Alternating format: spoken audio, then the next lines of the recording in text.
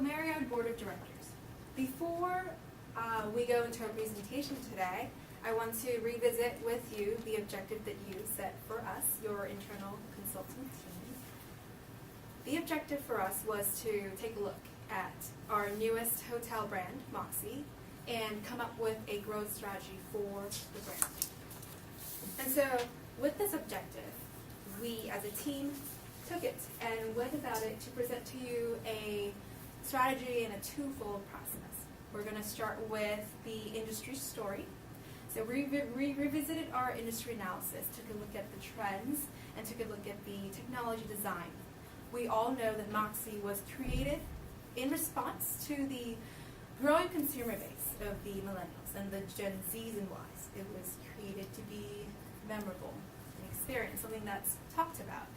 And so we took all that and see how that would fit before we talk about our strategy, which is the second part of our presentation, our growth strategy.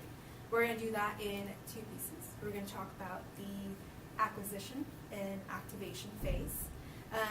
In that phase, we talk about how we have to create awareness for our brand. So that's the acquisition.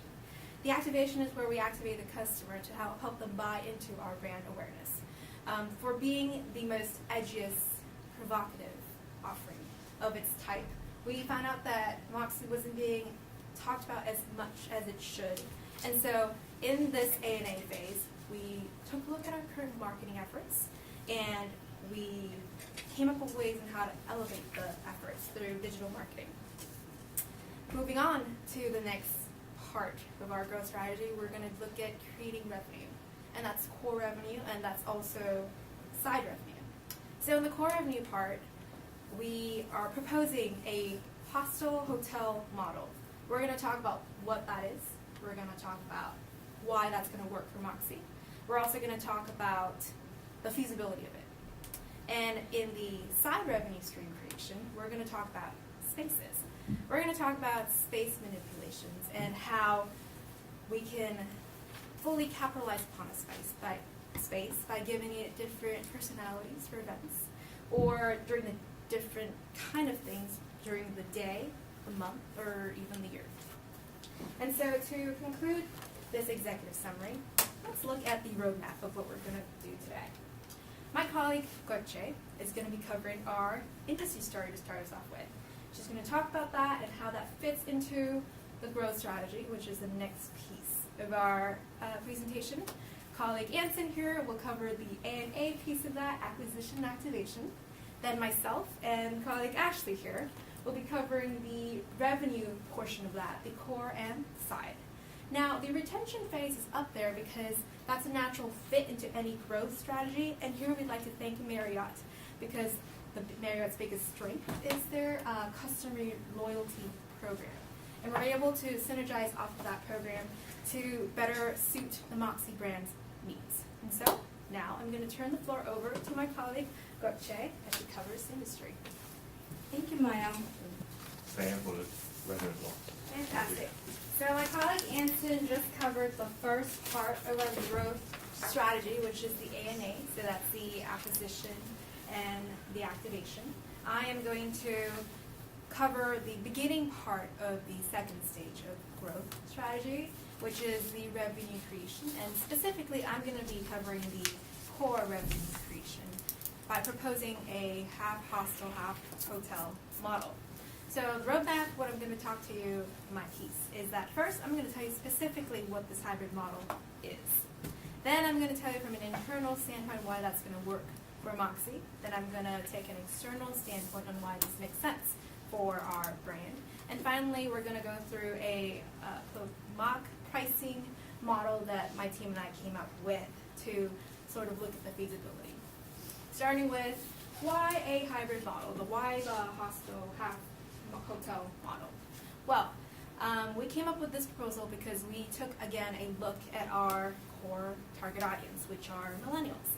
And the exciting thing about millennials is that a lot of them are starting to place into important parts of the industry wherein their purchasing power is increasing. But we still have the latter half of our Gen Ys and Zs, where they still have a sort of slimmer purchasing power margin. And so we're targeting an audience, even within the millennials itself, with a variety of purchasing power. And so as a team, we took a look at how we can increase profits while addressing the fact that we want to keep our target audience. We revisited the profit PQ minus cost equation. Cost, yes, I'm confused. In the beginning of the presentation, you said Moxy is a full-service hotel. correct. So why would you now want to change that to half hotel, half hostel? So if I want to go in a hotel, I want to be in a hotel. I don't want to be in a hostel. Sure. And I can see for the millennials who want like an upscale hostel, this would be a pleasant upgrade. But this seems like half and half, and not really clear. Okay, so the idea of the group also come forth because we wanted to target the entire array of our millennial base. And so we'll also have offerings for what you were talking about, those that are looking for the upscale luxury hostel. I think in Europe it's more common, where in America it's not. And we also target those with higher spending power, the millennials that already are making good money as they move towards 35s and 36s. Does that answer your question? I can see the idea behind it. I'm just not sure if it's a good one. Okay, let me But try and maybe you convince can you. convince me. Yeah, I will. Okay, so let's go back to this equation. We cannot be lowering costs anymore because we want to keep our quality consistent and high. We are also part of the Marriott brand, and Marriott is known to have high quality. We can't, I just talked about the purchasing power thing. Let's not increase prices. We have to be able to give our target audience something they can afford. So we turn to quantity. How do we put more bodies onto properties, into rooms, so that we can increase our profits? And so the idea came about, why not sell beds instead of rooms? So the model is based around our traditional rooms that we already have. Let's bring in rooms now, more rooms, or turn some of the rooms into 4-bed accommodation spaces. And let's price these beds at a rate that will give you a bigger revenue per room rate, which I'll be covering now with this equation I have up there.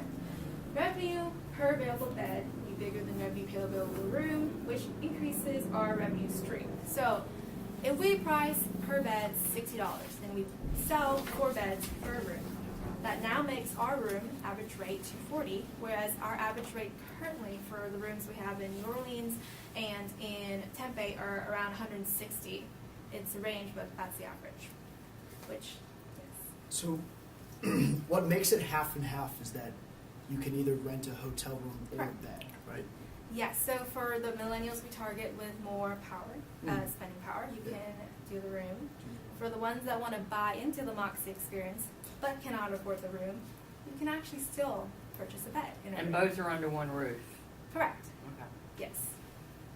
Can you talk a little bit about the market for this hostel model? Because I know that in a hostel you can actually purchase your own room. Yes. Have you looked into that? Yes, so I'm going to first cover the internal reasons of why this makes sense. Then in the next slide, I'll actually cover what the market is like externally. Okay, so the internal resources that we can leverage to make this model feasible is that A, we are going to be able to sell this because we have an edgy, provocative kind of offering with the marketing plan we have before. Next, corporate resources. We have a partnership with IKEA, so our FF&E, so our furniture, fixture, and equipment. It's flexible. It's not going to be too high of a marginal cost for us to transform our rooms to accommodate a shared space, 4-person kind of deal. And lastly, as Moxy, as Marriott, we're able to, if we're going to think about Airbnb or other hostels being our competitors, higher quality, always consistent. And internally, those are the things that why this plan makes sense. Now going to the question of what the industry looks like out for us. Externally, there's this thing called poshtels that are coming to the USA. That's a posh hostel, and it already exists in the Europe area. Just in America itself, the hype about this is already seen. Freehand, which is a hostel group, they have properties in Miami and Chicago. They're doing so well. They're slating to open a New York property at the end of 2017 this year. And then Generator, which is a really kind of well-known one in the Europe area as well, they're slating to open a big property in the Miami area. So this is a thing in the industry right now that's really hyped, and we should try and look into this as a growth opportunity for us moving forwards in the future. And so now I've told you what the model is and how it works both from an internal standpoint and an external standpoint. Let's go through the numbers a little bit, and this is a mock pricing kind of strategy that my team and I looked at to see if this is going to work for us. Is it fair to say that there is more competition in the hostel side than actual like edgy millennial hotel side? You talked a lot about that, the hostels, there's a lot of new things happening Sure. there. So is it smart to focus on that while there's less, from this presentation I see there's less competition in the millennial hotel side of it? Okay, so the hostel thing, it's a growing competition-wise. What you're saying is there's less competition in the original model, correct? Yeah. Yes, and so that's still going to be part of our focus. This tacking on that available shared space accommodation is just a new proposal to capture the entirety of the Kind of like millennial a dual market. growth. Correct. Okay. Okay, let's look at pricing. We took an assumption of 100 rooms per property, 10 properties, and we took an assumption of them operating 360 days a year. We're gonna do a quarter of them shared accommodations and 3/4 of them traditional rooms. Pricing the traditionals, as you can see up here, at 160 per night, and then the beds at 70 per night.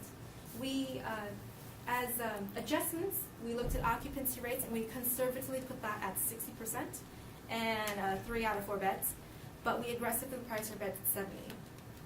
Coming up with, we have $5.4 million revenue for both A and B, which shows us the extremely profitable stream this could be for our property.